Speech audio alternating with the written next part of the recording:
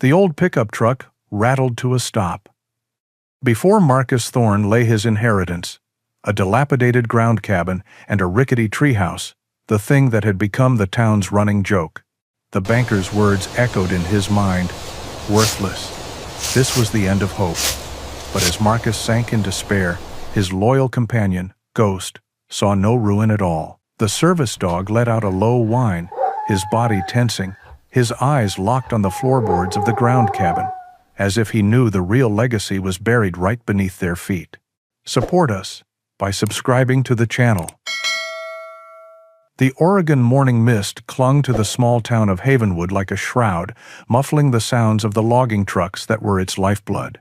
For Marcus Thorne, the quiet was a welcome reprieve. He stood on the porch of his small, rented cabin, a tall man in his late 30s, lean but with the wiry strength of someone who had known hardship. His short brown hair was streaked with silver at the temples, a premature testament to the years he'd spent overseas. His face, etched with lines of worry, still held a deep kindness in the gray eyes that scanned the tree line. He wore his usual uniform, a faded plaid shirt in shades of navy and beige, left unbuttoned over a simple gray t-shirt, worn denim jeans, and a pair of sturdy work boots that had seen better days. At his side, a magnificent German shepherd sat with quiet dignity. This was Ghost, a 9-year-old retired service dog whose thick coat was a striking mix of gray and white. His intelligent amber eyes missed nothing. He was Marcus's shadow, his anchor, the only living soul who truly understood the silence that often enveloped the veteran. Ghost had been with him since the final tour, a steady presence through the long nights when the ghosts of the past came calling. The rattle of an old truck approaching broke the morning calm. It was Mr. Gable, the town's mailman, a cheerful man with a round face and a permanent smile. He waved as he pulled up to the mailbox at the end of the dirt driveway. "Morning, Marcus. Got something official for you today," he called out, holding up a stiff, cream-colored envelope. Marcus nodded his thanks, his movements economical as he walked to the mailbox. Ghost padded silently beside him, his tail giving a slow, measured wag. The envelope felt heavy in his hand. It was from a law firm in Portland. His heart gave a slight, nervous flutter. Official mail usually meant bad news. Another bill he couldn't pay, another notice that his precarious hold on this life was slipping. Back on the porch, he slit the envelope open with a calloused thumb. The legal jargon swam before his eyes, but a few words jumped out, sharp and clear. Caleb Sterling, deceased, last will and testament, sole beneficiary. The coffee cup in his other hand trembled. Caleb. He hadn't heard from Caleb Sterling in years, not since they had parted ways after their service ended in 2018. Caleb had been the brilliant one, the quiet engineer who could fix anything, the one who saw patterns where others saw chaos. Marcus closed his eyes, a vivid image of Caleb's smiling face flashing in his mind. He had heard Caleb had moved back to Oregon, seeking solitude in the vast forests, but they had lost touch. And now, he was gone. The letter stated that Caleb had left him his entire estate, a plot of land deep in the Siuslaw National Forest. The most notable asset listed was a treehouse. A wave of confusion washed over Marcus. A treehouse? Why him? The news settled in his gut like a stone. He had inherited something, but the weight of it felt more like a burden than a blessing. He was already drowning in debt, his disability checks barely covering rent and food. The thought of taking on a piece of property, likely in disrepair and burdened with taxes, filled him with a familiar sense of dread. Later that day, he sat in the cramped office of Mr. Henderson, the only loan officer in Havenwood. Mr. Henderson was a portly man whose suit seemed a size too small, his desk a mountain of paperwork. He peered at Marcus over his reading glasses, his expression a mixture of pity and impatience. "Look, Marcus," he said, his voice sighing with practiced weariness. "I've extended your line of credit twice now. The bank can't do any more. You're 3 months behind." "I know, sir. I received some news today," Marcus said, his voice low. He explained the inheritance. "It's a property, with a treehouse." Mr. Henderson leaned back, a humorless chuckle escaping his lips. "Caleb Sterling's place? Son, everyone in the county has heard the rumors about that thing. Caleb used to talk about his little project. A rickety treehouse on an old oak.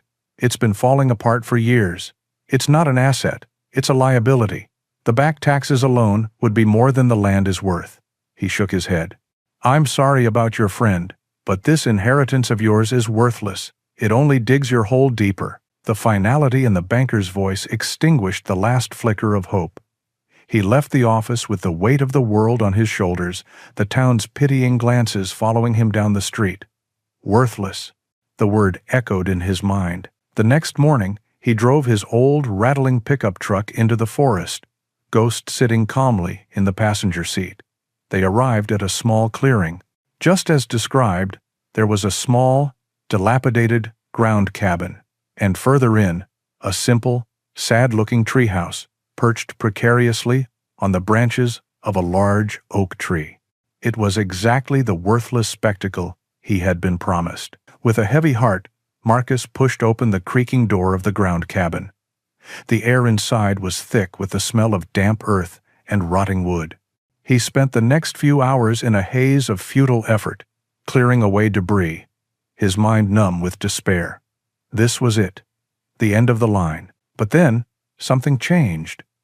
Ghost, who had been patiently observing from a corner, suddenly stood at attention. His ears perked up, and a low whine rumbled in his chest. He walked to the center of the small room and began sniffing intently at the floorboards. Then, he started scratching, his powerful paws tearing at the decaying wood. He looked back at Marcus, let out a sharp, insistent bark, and then returned to his task. Marcus watched, puzzled. This wasn't random behavior. It was focused, deliberate. It reminded him of the specific, trained signals Ghost used to indicate a hidden object. A memory surfaced, a conversation with Caleb under a star-filled desert sky. Caleb had been talking about Ghost, about the unique ways he had trained him, teaching him cues that no one else would understand. "Trust the dog, Marcus," Caleb had said. "He sees things we don't." A surge of adrenaline cut through his despair. He grabbed a crowbar from his truck. Kneeling beside Ghost, he wedged the tool under the floorboard the dog had indicated. The wood groaned in protest before splintering and giving way. Underneath, nestled in the dark, cool earth, was a sleek metal box. It was completely out of place in the rustic decay of the cabin. With trembling hands, Marcus lifted it out. It wasn't locked. He opened the lid. Inside, resting on a bed of black velvet, were two items. The first was a letter, sealed with wax, with his name written on the front in Caleb's neat, precise handwriting. The second was a key. It was unlike any key he had ever seen, a beautiful, intricate object crafted from dark, polished wood and a smooth, gray stone, fused together in a design that was both ancient and futuristic. It felt heavy, solid, and impossibly important in his hand. The silence of the ruined cabin pressed in on Marcus, broken only by the sound of his own breathing and the soft panting of Ghost at his side. He sat on the dusty floor, the metal box open before him, the strange key cool and heavy in his palm. The last rays of afternoon sun slanted through the gaping hole in the roof, illuminating the swirling dust motes like tiny, dancing spirits. For a long moment, he simply stared at the letter, at the familiar, steady script that was so quintessentially Caleb. With a deep breath that did little to calm the tremor in his hands, he broke the wax seal. The paper was thick, high quality, another stark contrast to their dilapidated surroundings. He unfolded it carefully. "Marcus, if you are reading this, then I'm gone. I'm sorry it has to be this way. There was an accident, something sudden, and there was no time to prepare a better handover. This was always the contingency plan, the one I hoped I'd never have to use. I know you have questions. I know this makes no sense right now. But I need you to trust me, one last time, like you did back in the sand. The ground cabin, that rickety treehouse on the old oak, it's all a shell, a decoy for anyone who might come looking. The real legacy, the important work, is somewhere else on this land, and you're the only one I trust to protect it. Now, for the important part. Trust Ghost. I know it sounds crazy, but I've prepared him for this. That signal he gave you at the floorboard was one of many I taught him. He's not just sniffing around, he's following a protocol. He's been with me to the real place hundreds of times. He knows the way home. Follow him. Let him lead.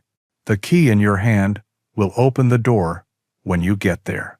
Be careful, my friend. What you're about to find is worth more than you can imagine. Caleb. Marcus read the letter 3 times, the words sinking in slowly, fighting against the fog of grief and confusion. An accident. The finality of it hit him anew. His friend was truly gone. And in his final act, he had entrusted Marcus with a mission shrouded in mystery, a decoy. The worthless shack and the pathetic treehouse were a deliberate misdirection. He knows the way home. He looked down at Ghost, who sat patiently, his amber eyes fixed on his master's face, as if he understood everything. Could he do this? His life was a mess. He was broke, haunted, and barely holding on. Mr. Henderson's voice echoed in his head. Worthless. How could he be a guardian of anything when he couldn't even take care of himself? But this was Caleb's last wish. A request from a man who had pulled him from a firefight in 2016, who had sat with him through countless sleepless nights, who had been more of a brother than anyone he had ever known. He couldn't turn his back on that. He owed him this. All right, boy, Marcus said, his voice raspy. He stood up, brushing the dust from his jeans. Let's see where this goes. He pocketed the key and the letter and stepped out of the cabin into the fading light. Ghost immediately took the lead, not with the meandering curiosity of a dog on a walk, but with the focused purpose of a soldier on a mission.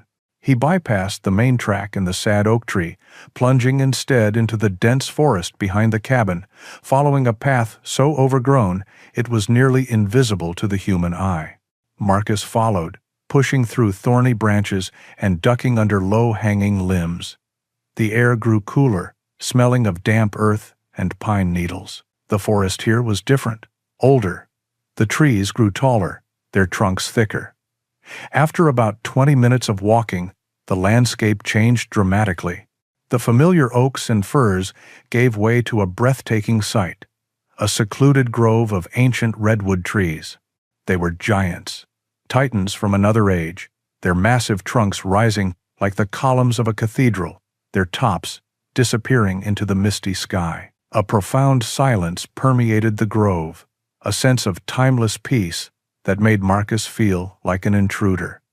He had lived in Oregon his whole life and had never known this place existed. Ghost moved with unwavering confidence, his gray and white coat a phantom weaving between the colossal trunks. It was clear he was not exploring, he was navigating. He was following a route, etched into his memory, just as Caleb's letter had promised. He led Marcus to the very center of the grove, to the base of the largest redwood of them all. It was a behemoth, a living mountain of bark and wood, its base so wide it would take a dozen men holding hands to encircle it. The tree radiated an aura of immense age and power. Ghost trotted confidently to a specific spot on the massive trunk, a section that looked no different from the rest, covered in the same thick, deeply grooved bark. He sat down, looked back at Marcus, and let out a single, soft bark. Marcus approached cautiously, his boots sinking into the soft bed of fallen needles. He ran his hands over the bark where Ghost was looking. It felt ancient, solid. There was nothing there. He was about to turn away when his fingers brushed against something that wasn't wood. It was a thin, almost invisible seam. His heart began to pound. Following the seam, he traced the outline of a door, so perfectly integrated into the natural texture of the trunk that it was a masterpiece of camouflage. And there, in the center, nestled within a slight depression, was a lock. It wasn't made of metal. It was a complex, circular mechanism of interlocking wood and stone, an exact match for the key he held in his pocket. This was it. This was the real treehouse. A house inside a tree. He pulled the key out. It felt warm now, as if it had absorbed his own nervous energy. With a hand that was surprisingly steady, he slid the key into the lock. It fit perfectly, clicking into place with a soft, satisfying sound that seemed to echo in the sacred silence of the redwood grove. The moment the key turned, there was no loud clank or grinding of old gears. Instead, a series of soft, melodic chimes resonated from within the ancient wood, a sound completely alien to the natural world around them. With a faint hiss of displaced air, the camouflage door swung inward, revealing not the dark, hollow interior of a tree, but a brightly lit, circular chamber. The air that flowed out was cool, clean, and carried the faint, sterile scent of machinery. Marcus stood frozen for a moment, his mind struggling to reconcile the rustic, bark-covered exterior with the futuristic scene before him. Ghost, however, showed no hesitation. With a calm confidence that bordered on nonchalance, he stepped across the threshold as if he were simply coming home after a long day. His calm assurance was the only thing that propelled Marcus forward. He followed the dog inside, the heavy door swinging silently shut behind them, sealing them off from the outside world. They were in a cylindrical room where the living, curving wood of the redwood was seamlessly integrated with polished steel and glowing light panels. In the center of the room stood a glass elevator and a magnificent spiral staircase, crafted from the same dark wood as the key, wrapped around it, ascending into the heights of the tree and descending into the earth below. Marcus stared, utterly speechless. This wasn't a treehouse. It was a marvel of engineering, a multi-level facility hidden within a living giant. This was Caleb's real legacy. He chose the stairs, wanting to absorb the reality of the place slowly. Ghost padded silently beside him. As they ascended, he saw that each level was a circular laboratory. Its outer wall, the living, breathing wood of the tree. Windows, made of a material that looked like crystal-clear amber, provided breathtaking views of the surrounding redwood grove from high within the canopy. On the second level, he found a workstation with a large, dormant holographic projector. As he approached, it flickered to life, displaying a welcome message. "Welcome, Marcus. System access granted." His fingers hovered over the touch-sensitive surface before he tentatively accessed the main directory. He found a folder labeled Project Sequoia, Genesis. He opened it. What he found was not a simple construction plan, but a detailed, decade-long log of one of the most ambitious secret projects he could ever imagine. The documents, displayed as interactive 3D models, revealed that the facility's construction, which began in 2014, was a collaborative effort. It was a joint project of a global network of anonymous engineers and scientists. The logs showed schematics for advanced automated 3D printing robots. These machines, Caleb's notes explained, had used a revolutionary process to synthesize building materials directly from the minerals and composites found in the soil and rock deep beneath the tree. They had excavated, printed, and assembled the entire facility from the inside out, a slow, silent process that left almost no trace on the surface. It was construction without convoys, noise, or witnesses. Marcus felt a dizzying sense of vertigo. The quiet, unassuming friend he had served with had been a key player in a clandestine international endeavor of staggering proportions. Leaving the console, he and Ghost began to explore the labs. The first was dedicated to water. A massive filtration system drew in water from the deep roots of the redwood itself, and after passing through a series of humming, cylindrical chambers, it flowed out the other side as crystal clear, pure drinking water. Beside it were prototypes for smaller, portable versions, devices the size of a backpack that could provide clean water for an entire village. The next level up was dedicated to energy. Here, the amber windows were embedded with a network of near-invisible fibers. These were, according to the notes, advanced solar collectors, designed to mimic the photosynthetic process of a leaf. They could generate significant power, even from the filtered, dappled sunlight that made it through the dense forest canopy. But the most astonishing discovery was a file on that level's main computer. It contained the complete architectural and engineering plans for fully self-sufficient homes. These weren't just houses with solar panels on the roof. They were integrated living systems designed to generate their own power, purify their own water, process their own waste, and grow their own food, all with a zero-carbon footprint. They were beautiful, organic structures designed to work in harmony with nature, not against it. Marcus finally sank into a chair in the energy lab, his head spinning. He looked at the complex equations and blueprints on the screen, the culmination of his friend's life's work. Caleb wasn't just a genius engineer. He was a visionary, a man who had not only identified the world's greatest problems, but had quietly, painstakingly, and brilliantly created the solutions. He looked down at Ghost, who had settled at his feet, resting his head on his paws, his gaze steady and reassuring. The dog had known all along. He had been a part of this secret world, a silent companion to a man who was trying to save it. The weight of it all finally settled onto Marcus's shoulders. The letter, the key, the journey through the forest. It had all led to this. Caleb hadn't just left him a property. He had left him a legacy, a mission, a responsibility so immense it made his own problems, his debts, his past traumas, seem small and insignificant. He was the guardian of a dream of a better world, and for the first time in a very long time, he felt a flicker of purpose ignite within his weary soul. The first hint of dawn was beginning to filter through the high, amber windows of the treehouse, casting long, soft shadows across the silent laboratories. Marcus hadn't slept. He sat in the chair in the energy lab, the glow of the blueprints on the screen reflecting in his tired, gray eyes. Ghost lay at his feet, a warm, steady presence in the overwhelming silence. The initial shock had subsided, replaced by a profound sense of responsibility that was both terrifying and invigorating. For years, he had felt adrift, a soldier without a war, a man without a mission. Now, Caleb had given him one. But to be a true guardian, he needed to understand not just the what, but the why. Why had Caleb poured his life into this?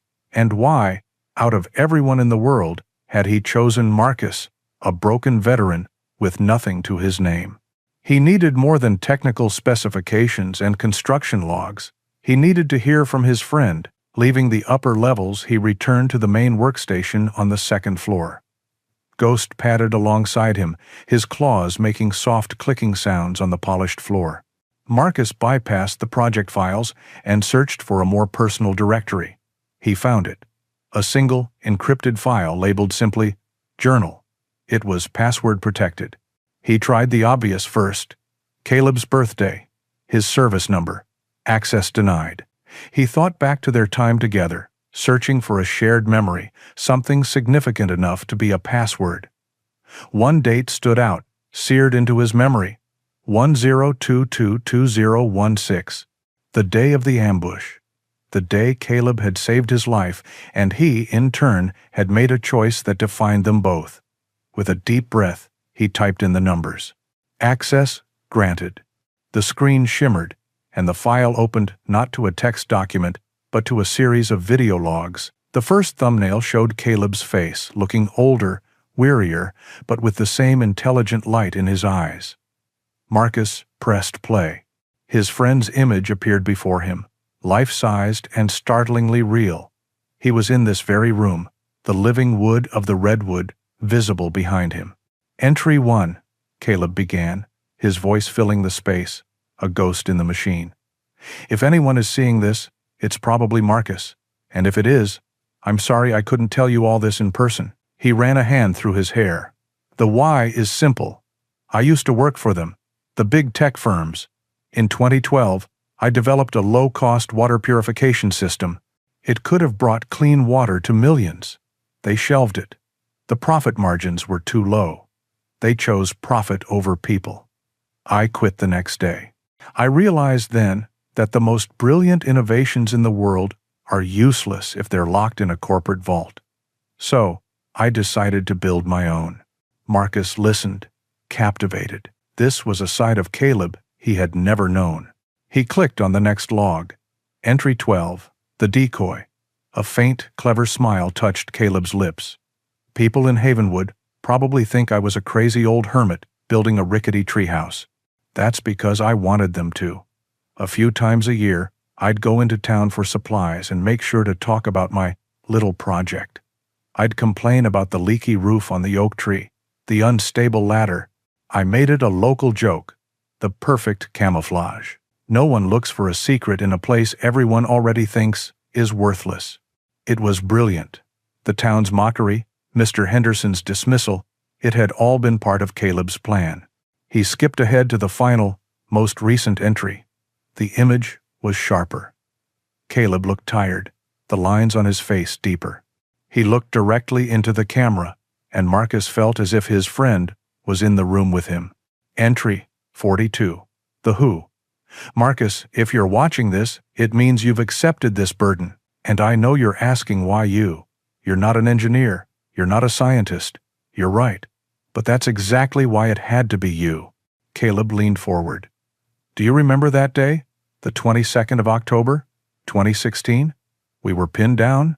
Lieutenant Miller was hit, and the order was to fall back, to leave him. It was the logical choice, the one that saved the most lives. But you refused. You ran back for him, under fire. You told me later that you couldn't live with yourself if you left a man behind, even if it was the smart thing to do. That's your gift, my friend, your compass. It doesn't break. Not for logic, not for fear, not for anything. Tears welled in Marcus's eyes. He remembered the dust, the noise, the terror. This network has enough brilliant minds, Caleb's voice continued, soft but firm. What it needs is a heart, a guardian, someone who will always choose people over profit, right over easy. I'm not leaving this to you because of what you can do, Marcus. I'm leaving it to you because of who you are. The video ended, but the image of Caleb remained, a silent testament to a friendship that had transcended even death. Marcus finally understood. This wasn't a burden. It was an honor. He spent the next hour exploring the rest of the journal. Caleb detailed his mission with passionate clarity. The treehouse wasn't a vault to hoard technology. It was a library, a sanctuary, to protect ideas from corporate greed until they could be freely and safely shared with the world. But the final entries took a darker turn.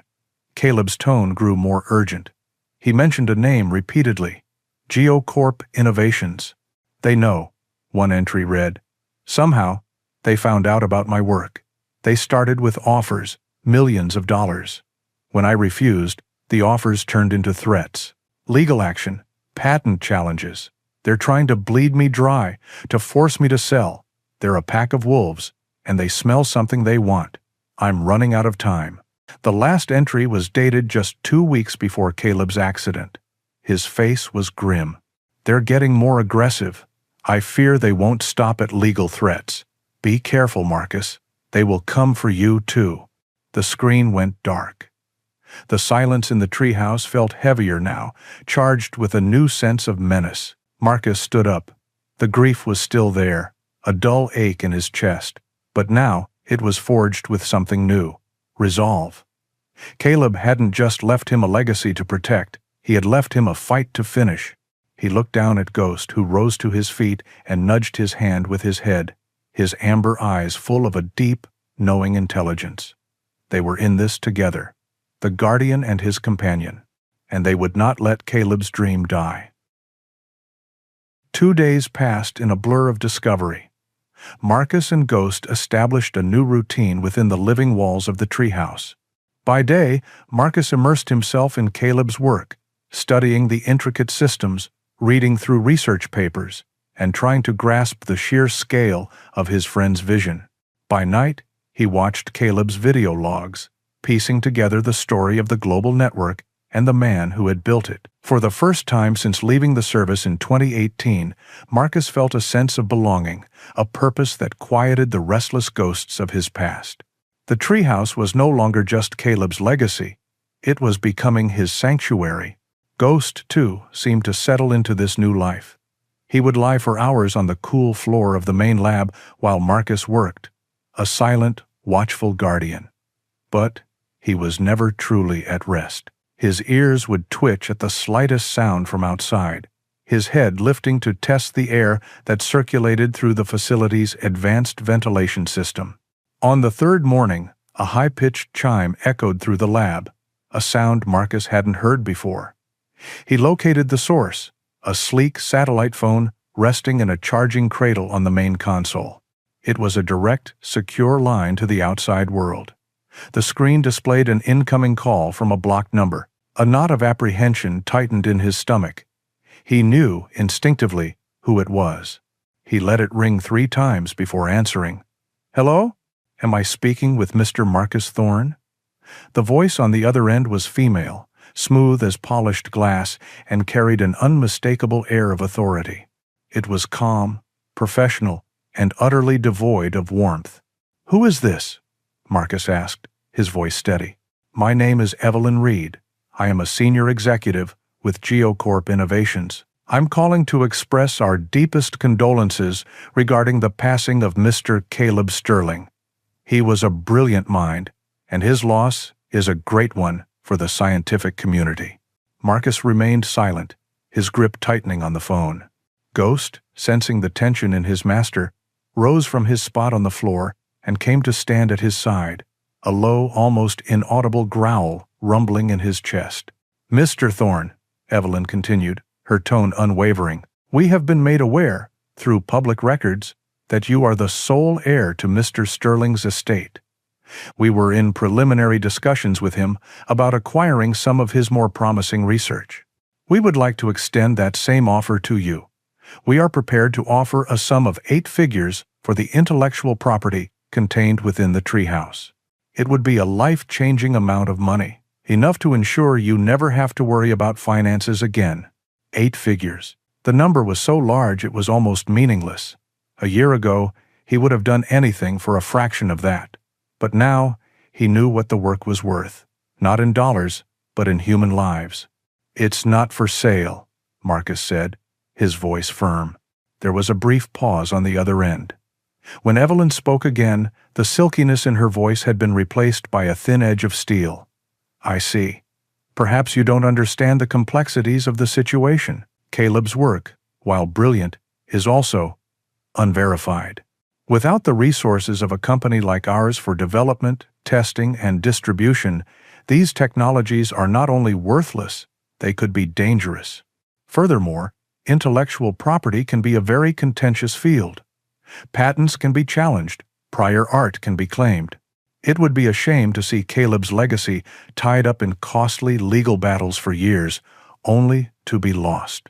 It wasn't a direct threat, but the implication was crystal clear. "Sell to us, or we will take it from you." "I'll take my chances," Marcus said, and ended the call. The silence that followed was more unnerving than the call itself. The wolves were no longer at the door. They had just announced their presence. Over the next few days, Ghost's behavior changed dramatically. The calm companion was gone, replaced by a vigilant sentinel. He spent hours at the amber windows, staring out into the dense redwood grove, his body tense. A low growl was a constant presence in his throat whenever he was near the entrance. He would bark suddenly at sounds Marcus could barely register: the distant snap of a twig, the faint whine of an engine far down the logging roads. His trained instincts, honed by years of service and Caleb's specific conditioning, were screaming that they were no longer alone. One afternoon, while Marcus was reviewing the treehouse's external sensor schematics, Ghost began to pace restlessly. He would walk to the door, then back to Marcus, nudging his hand with his wet nose before letting out a frustrated whine. He was trying to tell him something. "What is it, boy?" Marcus asked, stroking the dog's head. "What do you hear?" "Trust the dog." Caleb's words came back to him.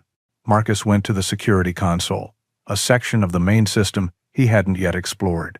He activated the perimeter sensors. A detailed 3D map of the surrounding redwood grove appeared on the holographic display.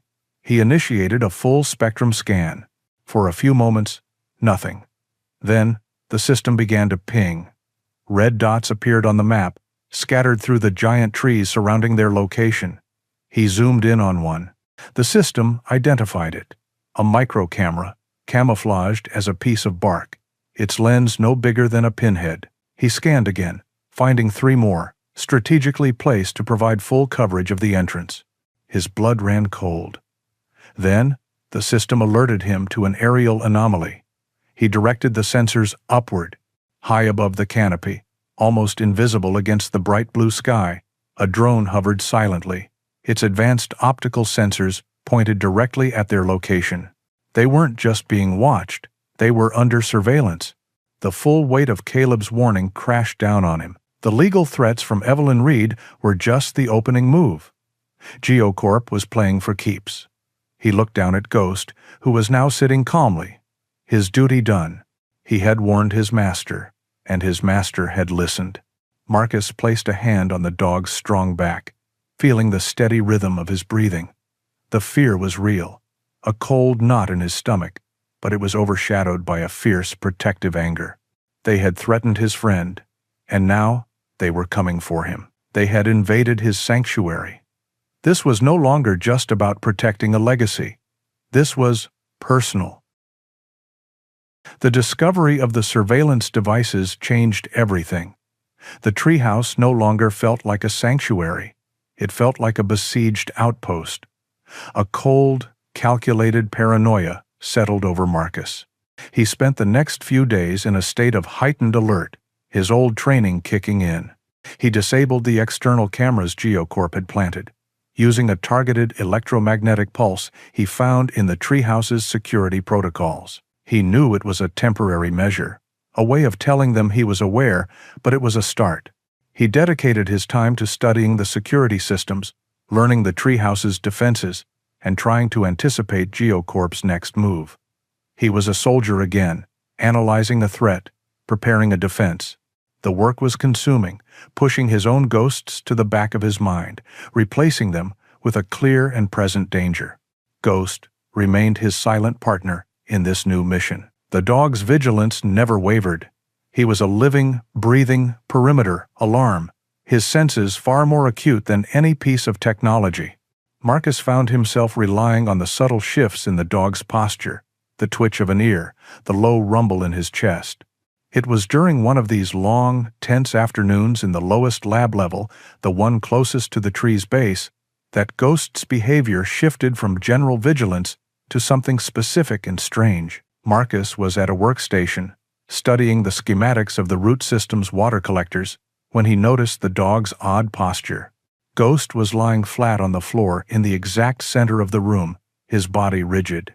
His head was pressed against the polished floor, which was a seamless fusion of synthetic material and the living wood of the tree's core.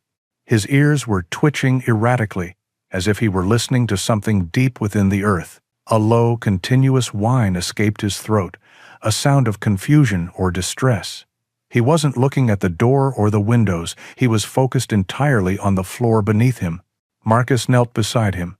"What is it, boy? What's wrong?" Ghost didn't respond to his touch. His attention was completely captivated by this invisible stimulus. Marcus placed his own ear to the floor, but heard nothing but the faint, ambient hum of the facility. He remembered Caleb's letter. "I've prepared him for this. That signal he gave you was one of many I taught him." This was another signal, a specific, trained response to a trigger only Ghost could perceive. Marcus looked at the spot on the floor. It was seamless, indistinguishable from the rest of the polished surface. There was no handle, no seam, no indication of anything hidden. He returned to the main workstation, his mind racing. He pulled up the architectural schematics of the lower lab. The blueprints showed a solid foundation integrated with the primary taproot. Nothing.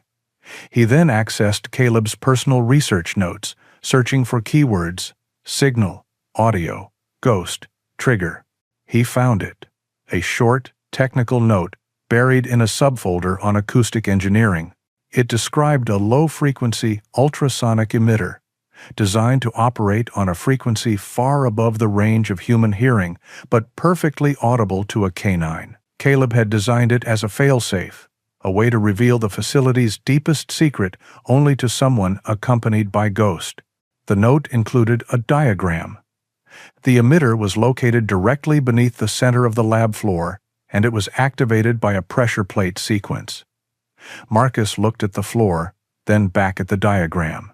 There were 4 nearly invisible plates set in a square around the central point. He went back to the center of the room. "Okay, boy, move back," he said gently. Ghost, still whining, reluctantly moved aside. Following the sequence from Caleb's notes, Marcus stepped on the plates in the correct order. Top right, bottom left, top left, bottom right. For a moment, nothing happened. Then, he heard a soft click, and the ultrasonic whining ceased. Ghost immediately relaxed, shaking his head as if to clear it. A barely visible seam glowed with a soft blue light, tracing the outline of a large, circular section of the floor. With a near-silent hum of powerful hydraulics, the entire section descended into the ground, revealing a spiral staircase leading down into darkness. Marcus stared into the abyss, a fresh wave of awe washing over him. The treehouse he had spent days exploring was just the public face. The real secrets were buried deeper, intertwined with the very roots of the giant that housed them. With Ghost at his heels, he descended the staircase. Motion sensors triggered soft lights that illuminated their path, revealing walls of reinforced concrete woven between the massive, ancient roots of the redwood. It was like walking into the heart of a sleeping god. The air grew cooler, purer. The stairs opened into a space that made the labs above ground look like a high school science fair. This was a true command center, larger and more advanced than any of the labs above. It was a vast circular chamber built within a cavern formed by the tree's root system. A massive curved screen dominated one wall, currently dark. Workstations were arranged in a semicircle, and prototypes of technologies even more advanced than the ones upstairs were displayed in climate-controlled cases. As they stepped into the center of the room, the main screen flickered to life. Caleb's face appeared. Not a recording from a journal, but a message programmed to play only when this room was accessed. He looked directly at the camera, his expression serious, but his eyes held a deep well of pride. "Marcus," his recorded voice said, echoing in the vast subterranean chamber. "If you are seeing this, it means you and Ghost have made it. It means you've proven you can listen, that you can trust. Welcome to the heart of the project. It is X-section of Craft of Hellas." The image of Caleb was replaced by a 3-dimensional map of the world glowing in the darkness. 12 points of light pulsed across the globe. "For the last 15 years, I haven't been working alone," Caleb's voice continued.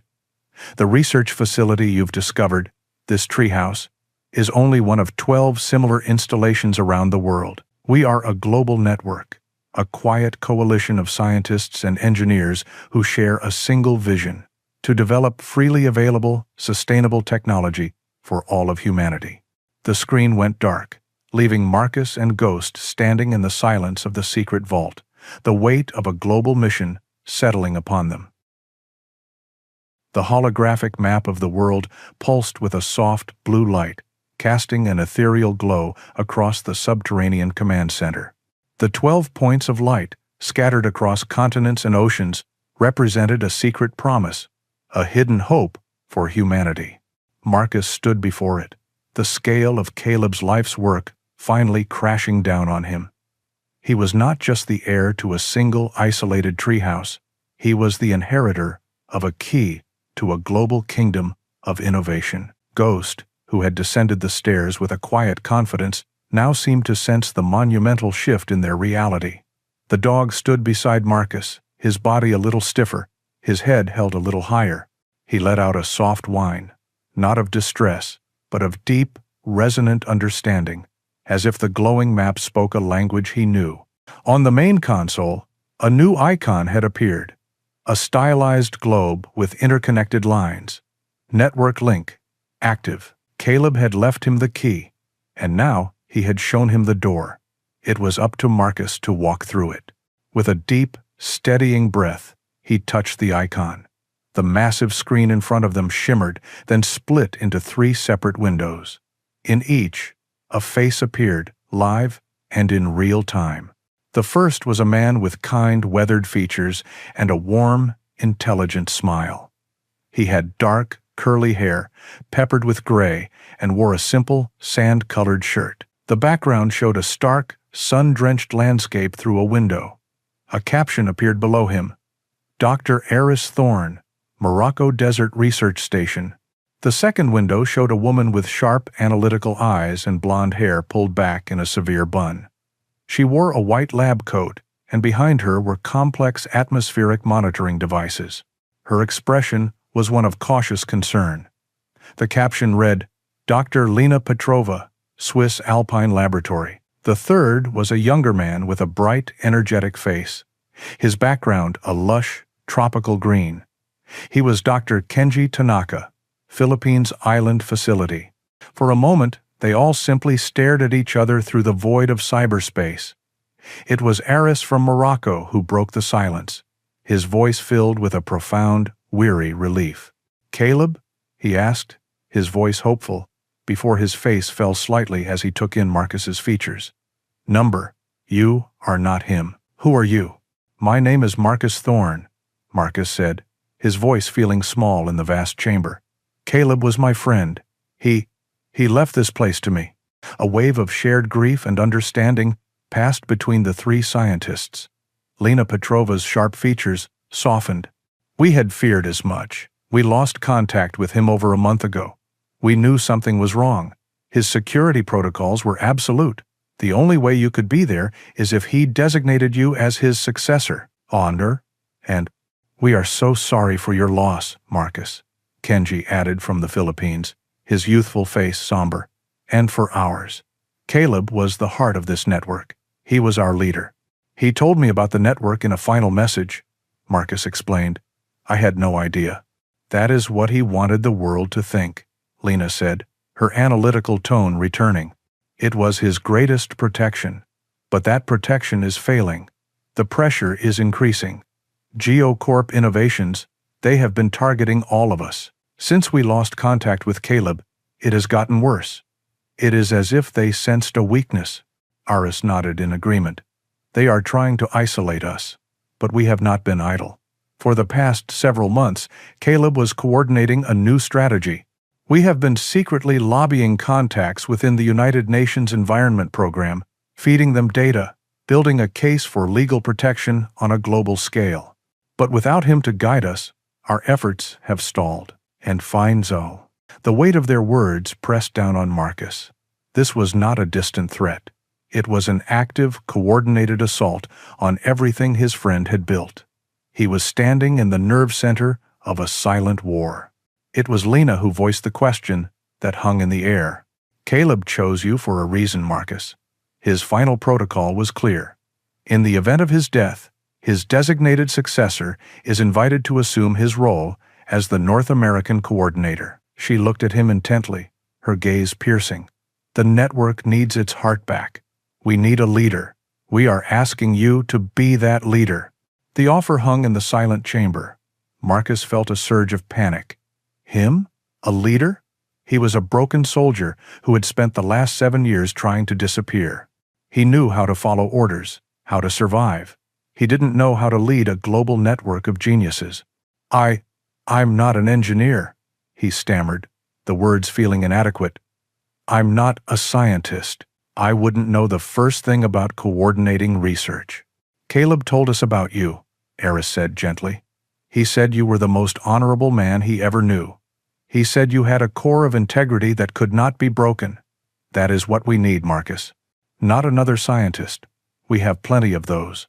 We need a guardian, someone to protect the mission, to make the hard choices for the right reasons.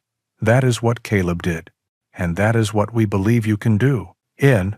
As he stood there, paralyzed by the enormity of the choice, he felt a nudge at his hand. Ghost was looking up at him, his amber eyes unwavering. In that moment, the dog was no longer just a companion. He was a conduit to Caleb's faith, a living embodiment of the trust his friend had placed in him. How could he refuse? I'll do it, Marcus said, the words coming out with more strength than he felt. I will do my best to protect this mission. One foreman, A collective sigh of relief went through the three scientists on the screen. For the first time, Eris's smile reached his eyes. "Welcome to the network, Marcus. We have much work to do." The call ended, leaving Marcus alone once more in the command center. The holographic map seemed to pulse with a new energy, a new weight. He was no longer just an heir. He was a coordinator, a leader, a guardian. The shift was palpable. He felt it deep in his bones, a rekindling of a fire he thought had long since died out. And he was not the only one who felt it. Ghost, who had been standing beside him, now began to move. He left Marcus's side and began a slow, deliberate patrol of the vast chamber, his nose to the ground, his ears swiveling to catch every sound. He circled the perimeter, his movements precise and professional. Then, he ascended the spiral staircase. Marcus followed him with the internal cameras. He watched as Ghost methodically patrolled each level of the treehouse, from the energy lab high in the canopy to the water lab at its base, before returning to the secret vault. He seemed to understand. His master was no longer just a man in hiding. He was a man with a mission. And a man with a mission needed a guardian of his own. Ghost's role had changed, too. He was no longer just a companion offering comfort. He was a soldier, standing the first watch on a new and dangerous front line. The weeks following Marcus's acceptance of the coordinator role were a whirlwind of activity. His days were filled with secure video conferences with the global network, absorbing decades of research, learning the intricate dance of coordinating a clandestine scientific revolution. For the first time in years, his mind was sharp, focused, and engaged. He was a soldier again, but this time his mission was to build, not to break. The treehouse hummed around him, a living testament to his friend's dream, and Marcus began to feel something he thought he had lost forever: hope. Then, GeoCorp began its assault. It started subtly. A blog post on an obscure tech website, then an opinion piece in a regional business journal. The language was cautious, filled with corporate doublespeak, but the message was clear. An unnamed source, a troubled veteran, had inherited potentially unstable and hazardous environmental technology in rural Oregon. The articles raised questions of safety, of oversight, of the danger of such innovations falling into the wrong hands. Marcus initially dismissed it as corporate noise, but then the campaign escalated over several weeks. The articles started appearing in more mainstream outlets. They began using his name. They twisted his distinguished military service, reframing his honorable discharge from 2018 as a sign of instability. Headlines screamed from his screen: PTSD vet guards, radical tech arsenal, questions mount over Sterling's judgment in bizarre inheritance. They painted him as a volatile recluse, a man unfit to safeguard a box of matches, let alone a multi-million-dollar research facility. Each word was a carefully aimed blow, designed to erode his credibility and sow public fear. The personal nature of the attacks cut deep, reopening old wounds he thought had begun to heal. The quiet solitude he had once sought was now being weaponized against him, twisted into proof of his supposed instability. During a network call, he shared the articles, his face a grim mask. Lena Petrova, from her lab in the Swiss Alps, nodded with a weary familiarity. "This is their playbook, Marcus. They cannot attack the science, so they attack the scientist, or, in this case, the guardian. They did the same to Caleb for years, painting him as an eccentric hermit, a mad scientist. Now, they do it to you. We cannot let them control the narrative," Aris Thorne urged from Morocco, his kind face etched with concern. "Silence will be seen as an admission of guilt." Marcus knew they were right. Hiding was no longer an option. He had spent years trying to be invisible, but to protect Caleb's legacy, he had to step into the light. He had to fight back. "I'm going to hold a press conference," he announced, the decision solidifying even as he spoke the words. "Right here, in the treehouse. I'm going to show them what this place really is." With the network's help, they carefully vetted and invited a small group of the world's most respected independent environmental journalists. They were not corporate mouthpieces, but truth seekers, reporters who had built their careers on integrity. The day of the press conference, the air in the treehouse was thick with anticipation. Marcus stood in the main lab, wearing a clean plaid shirt, his hands clasped behind his back to hide their slight tremor. Ghost sat at his side, a calm, grounding presence. The dog seemed to sense the gravity of the moment, his posture alert but relaxed, his amber eyes watching every move with quiet intelligence. The journalists arrived, a group of 4 men and women, their expressions a mixture of skepticism and intense curiosity. Marcus led them through the entrance and into the main lab. Gasps of astonishment rippled through the group as they took in the scale and sophistication of the facility. "Welcome to the North American Coordination Center of the Global Sustainability Network," Marcus began, his voice echoing slightly in the vast space. "My name is Marcus Thorne. You have probably read some things about me recently. You've read that I'm unstable, that this place is dangerous. Today, I'm not going to tell you that those things are untrue. I'm going to show you." He led them to the water purification system. He took a beaker of the murky, brown stream water that was piped in from the forest floor. "This is the water from the creek outside," he explained. He then opened a spigot on the other end of the system and filled another beaker with crystal clear water. He drank from it deeply, then offered it to the journalists. One, a woman with sharp eyes and a reputation for fearless reporting, took a hesitant sip, then her eyes widened in surprise. Next, he took them to the upper levels, showing them the real-time data from the leaf, like solar collectors. "As you can see," he said, pointing to the glowing numbers, "this entire facility, including the underground command center, is running at 100% efficiency on renewable energy. In fact, on a sunny day like today, we are generating a surplus of power that is stored in our next-generation battery systems." He spoke simply, without technical jargon, explaining Caleb's mission with a raw, heartfelt honesty. He told them of his friend's disillusionment with the corporate world, of his dream to create technology that served people, not profits. One of the journalists, a man with a graying beard, pointed to the magnificent dog at Marcus's side. "What about him? What's his story?" Marcus looked down at Ghost, a genuine smile touching his lips for the first time. "This is Ghost. He was my service dog, and he was Caleb's companion here for years. He is the living embodiment of what this place stands for: loyalty, service, and an unwavering trust in doing the right thing." As he spoke, Ghost looked up at him, then gave a soft, reassuring lick to his hand. The simple, profound gesture of affection seemed to captivate the reporters more than any piece of advanced technology. It was a moment of pure, unscripted truth that no smear campaign could tarnish. For the final part of the tour, he showed them the blueprints for the self-sufficient homes. "This was Caleb's ultimate goal," Marcus said, his voice thick with emotion. "Not just to give people clean water or clean energy, but to give them freedom. The freedom to live in harmony with our planet, to be independent of the systems that so often fail us.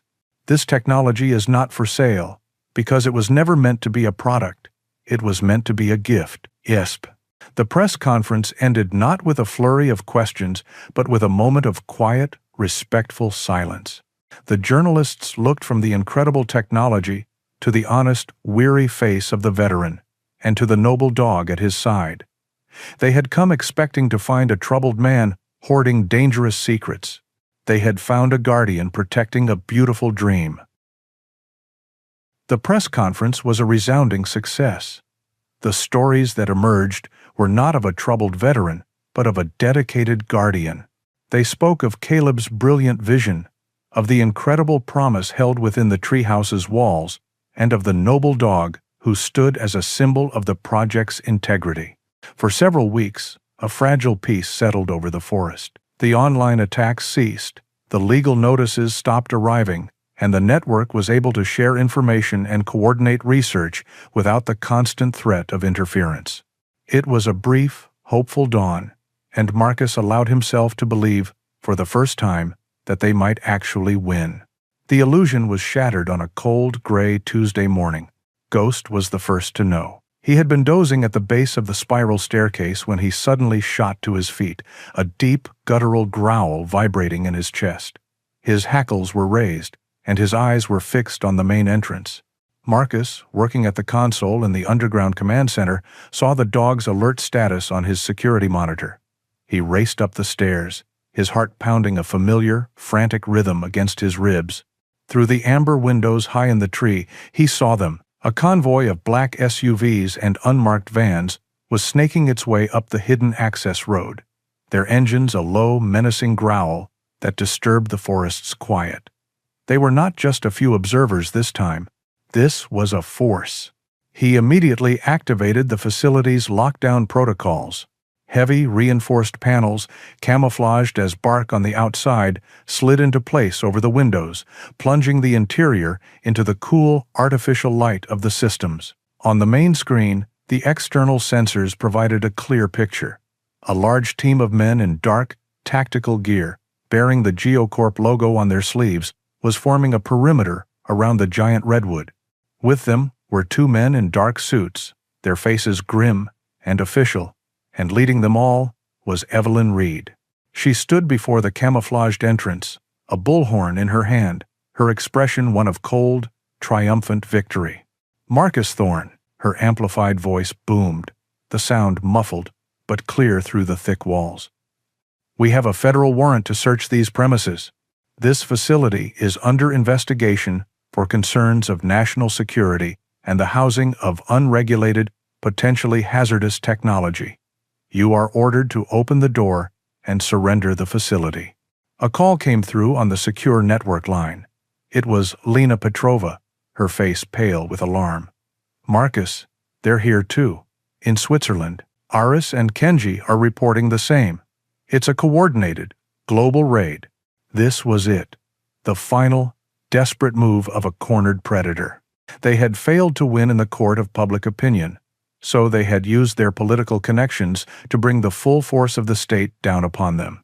"Mr. Thorne, you have 5 minutes to comply before we are forced to make a dynamic entry." Evelyn's voice crackled again. Marcus looked down at Ghost, who stood beside him, a silent, unmoving statue of gray and white fur. The dog was not aggressive, but every muscle in his body was coiled, ready. He was waiting for his master's command. Panic, cold and sharp, tried to claw its way up Marcus's throat. He was outmanned, outgunned, and cornered. The old instinct, the one that screamed for survival, told him to give up. But then he looked at the holographic map in the command center, at the 12 points of light representing his friends, his allies, all facing the same threat at this very moment. He thought of Caleb's face, of the trust in his eyes. He was the guardian, and a guardian does not abandon his post. He walked back down to the underground command center, Ghost following so closely that his side brushed against Marcus's leg with every step. He bypassed the local security controls and accessed a system he had only studied in theory, the Global Broadcast Network. It was a secure, encrypted system Caleb had designed to link all 12 facilities, capable of broadcasting a live feed to every major news outlet and online platform in the world. It was a dead man's switch, a final, desperate defense. "They want a show," Marcus whispered to Ghost, his fingers flying across the console. "Let's give them one." He activated the system. A small red light on the console blinked to life. Broadcast active. He then switched on the external audio. His voice, calm and clear, would now be carried not just to the people outside, but to the entire world. "My name is Marcus Thorne," he began. "I am speaking to you from a private research facility in Oregon. As I speak, this facility, and 11 others like it around the world, are being besieged by corporate security from a company called GeoCorp Innovations, accompanied by government agents acting on a warrant obtained under false pretenses." Outside, Evelyn Reed's face, visible on the security monitors, froze in a mask of shock and fury. "For weeks, GeoCorp has tried to force me to sell them the technologies developed here," Marcus continued, his voice resonating with a strength he didn't know he possessed. technologies designed to provide clean water, sustainable energy, and food security to the world, for free. When their financial offers failed, they launched a media campaign to discredit me.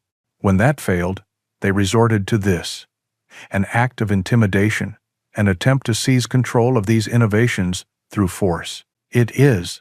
He switched the video feed to an external camera, showing the armed men surrounding the giant redwood. This is not about national security. This is about corporate greed. This is what happens when a dream for a better world threatens the profits of the powerful. They are not here to protect you. They are here to protect their bottom line. He looked down at Ghost, who stood beside the console, looking up at him. He placed a hand on the dog's head. The image of the veteran and his loyal dog, standing defiant against a faceless corporate army, was now being broadcast to millions. "My friend, Caleb Sterling, gave his life to this mission," Marcus said, his voice thick with emotion but unwavering. He believed that humanity's best ideas should belong to everyone. GeoCorp believes they should belong to the highest bidder. Today, the world gets to decide who is right. The standoff was no longer a private confrontation in a remote forest. It was a global event. This was the last straw, the final, desperate act that would expose GeoCorp's bullying to the world. And Marcus, with his loyal companion at his side, would not back down. The world held its breath.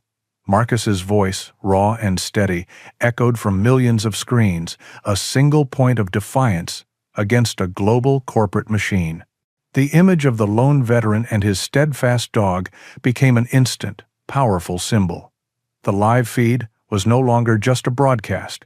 It was a global referendum on the future of innovation. The backlash was immediate and overwhelming. The hashtag number, Guardians of Hope, started by a small environmental group that had been monitoring the situation, exploded across social media. The network's allies, who had been preparing for this moment, unleashed a coordinated storm of support. Environmental organizations mobilized flash protests outside GeoCorp offices from New York to Tokyo. Academic institutions released statements condemning the corporation's strong-arm tactics and verifying the scientific validity of Caleb's work. On the security monitors, Marcus watched the scene outside the treehouse devolve into chaos for GeoCorp. Evelyn Reed's face, once a mask of cold victory, was now pale with fury and disbelief as she barked into her phone.